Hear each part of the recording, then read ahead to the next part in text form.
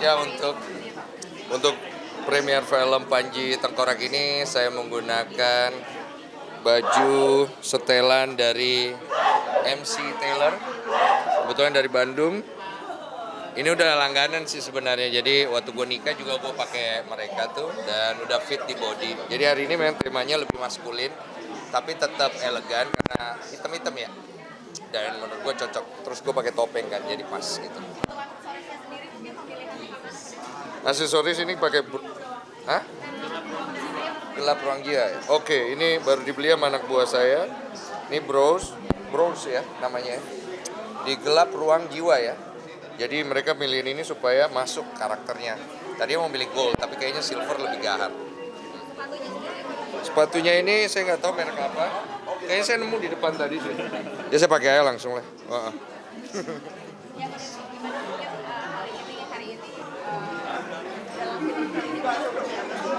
Oh iya, ini pengalaman pertama dan aku senang banget karena antusiasnya bagus sekali. Aku sebenarnya awalnya agak underestimate ya dengan film animasi di Indonesia. Karena aku ngerasa perkembangan film animasi itu sangat lambat. Dan bagaimana mau maju kalau memang dalam 1 tahun itu film animasi itu bisa dihitung jari hampir tidak ada. Nah, dengan adanya Panji Tengkorak ini saya pikir ini bisa jadi satu pembuka jalan sih kalau aku bilang. Sehingga film ini bisa memanggil film-film animasi lain untuk terus berkembang. Karena dari film animasi ini ketika antusiasnya tinggi, itu bisa membuat banyak sekali animator kita itu akhirnya terbuka peluang untuk lebih kreatif dan karya mereka bisa tampil di hadapan juta-juta mata di Indonesia. Dan itu membuka pintu kita untuk bisa membuat satu film live action dari berangkat animasi ini yang akhirnya menjadi satu karya luar biasa di Indonesia. Kita tuh sebenarnya punya banyak sekali cerita tentang tokoh-tokoh pahlawan di Indonesia atau tokoh-tokoh jagoan di Indonesia, tapi kayaknya nggak ada yang berani gitu loh untuk bikin film live action ya, mungkin dari segi budget dan sebenarnya yang paling masalah adalah penonton kita. Kadang-kadang penonton kita memang masih belum siap untuk nonton film action produksi Indonesia gitu, sehingga ya nggak balik modal. Makanya kadang-kadang produser tuh kayak ragu walaupun mereka sebenarnya punya banyak sekali cerita-cerita bagus dari film kan, salah satunya kayak Panji Tengkorak.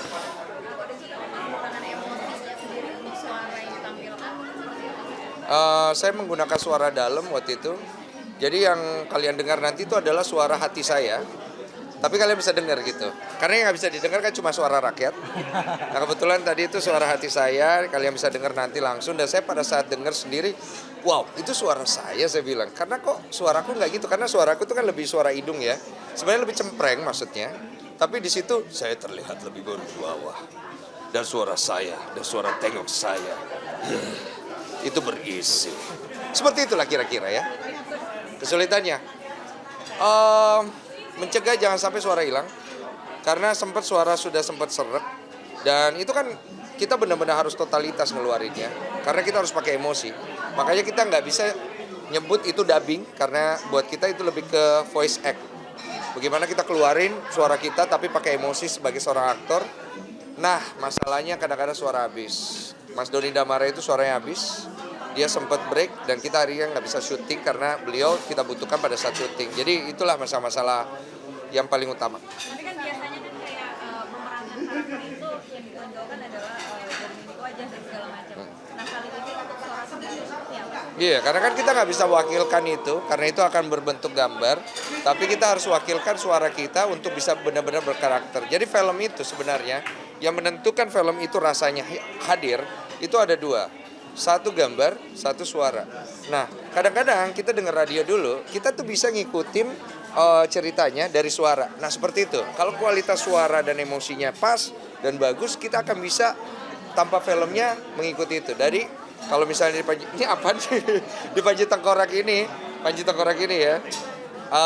Ada gambarnya, terus suaranya berisi, ada emosinya, pasti bagus. 28 Agustus nonton di bioskop.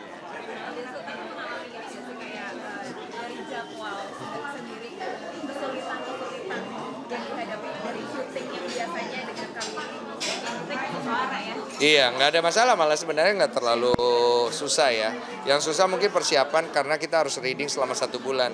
Pengambilan suaranya itu totalnya cuma 1 minggu. Jadi dalam akumulasi 1 bulan kita harus totalitas dalam 1 minggu. Itu aja sih supaya hasilnya maksimal. Karena kan kita nggak punya banyak waktu. Jadi kita benar-benar keluarin semuanya. Dan aku juga sangat seneng karena tim cast-nya tuh semuanya vibes-nya bagus-bagus dan ya pelawak lah. Jadi suasana hati itu senang, kerja juga happy dan bukan pemain kaleng-kaleng gitu loh. Artinya kita nggak perlu nunggu mereka terlalu lama untuk bisa delivery suara yang kita perlukan. Jadi all good. Siap.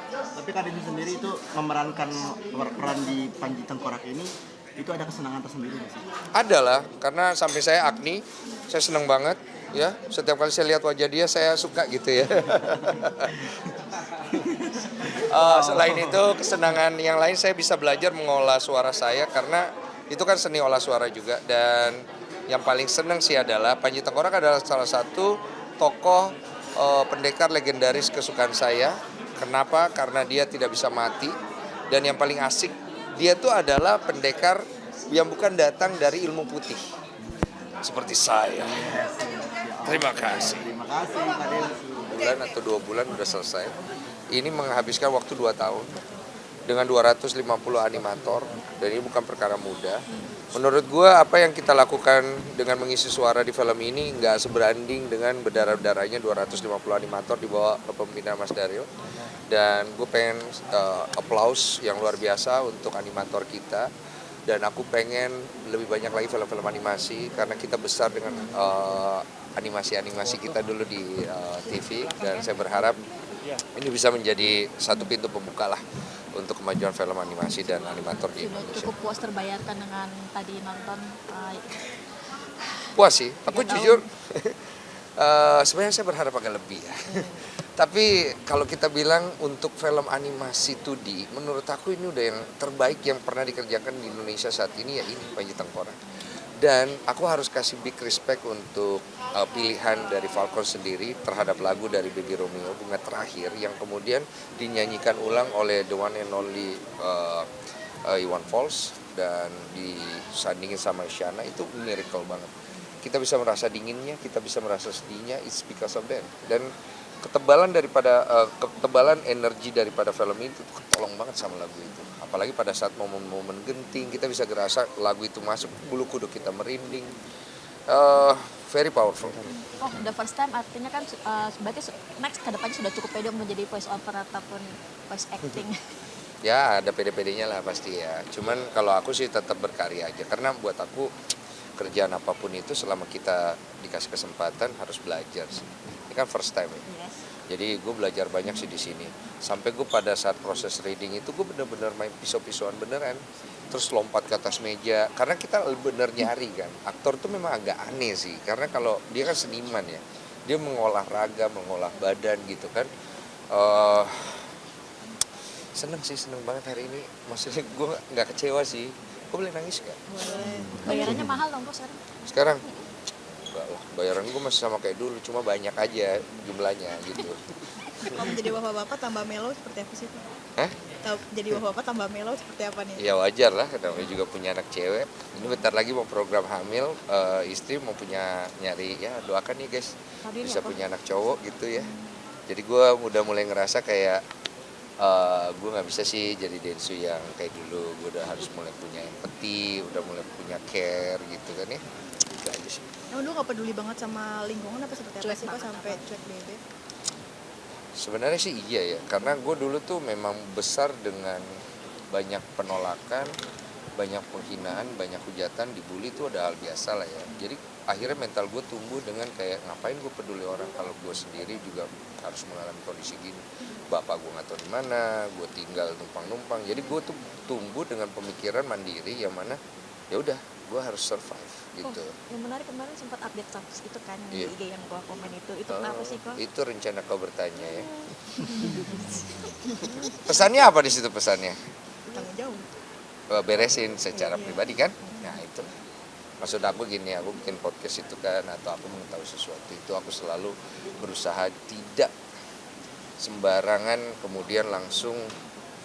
Maksud aku begini sih, kalau bisa diselesaikan di ranah pribadi, pergilah selesaikan ranah pribadi, jangan semuanya harus di publik gitu loh. Jadi aku tipenya begitu. Berarti bentuk kedewasaan Densu sekarang.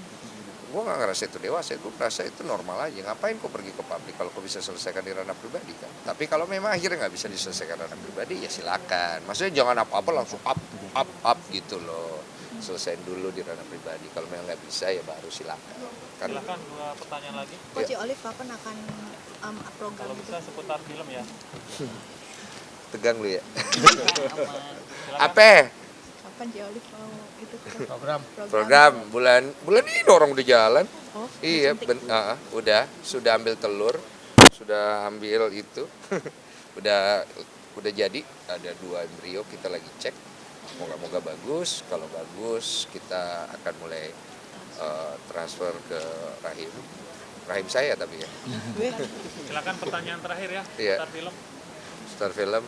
Udah Berarti- habis pertanyaan seputar film. Berarti jadi ya. ini salah satu ini kan film baru keluar, artinya pundi-pundi tambah makin gacor nyari money. Money ya. Ya lumayan lah kalau ngomongin uang mungkin saya harus bersedih. Karena uang kan tidak masuk serta-merta ke tabungan.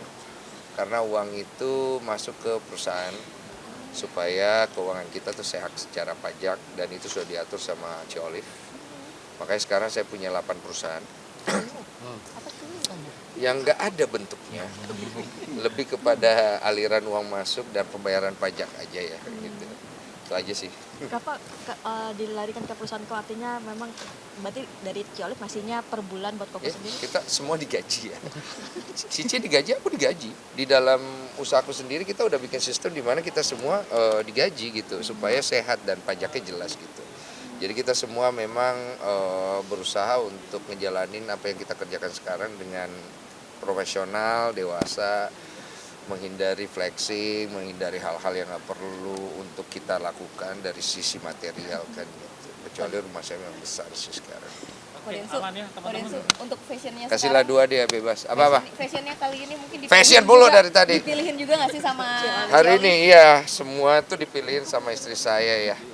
Bahkan anak pun dipilihkan oleh dia. Coach Olive nggak nonton? Hah? Coach Olive? Enggak, kan dia lagi program. Dia kan enggak, kondisi badannya enggak terlalu sehat gitu. Dia nggak bisa datang hari. Tapi dia say hi untuk orang di sebelah situ. Untuk kalian semua lah gitu. Tapi untuk budget fashion sendiri itu berapa sih? Nggak ada, ini juga kita apa lagi namanya dikasih pinjem ya. Jam. Nggak endorse mah dikasih. Pinjem dibalikin. Endorse kali kok. Jam. Ini juga pinjem tadi di situ di Pasar Senayan. Tapi kalau untuk ini sendiri ada nggak sih kiblatnya Lorenzo sendiri fashion? Fashion.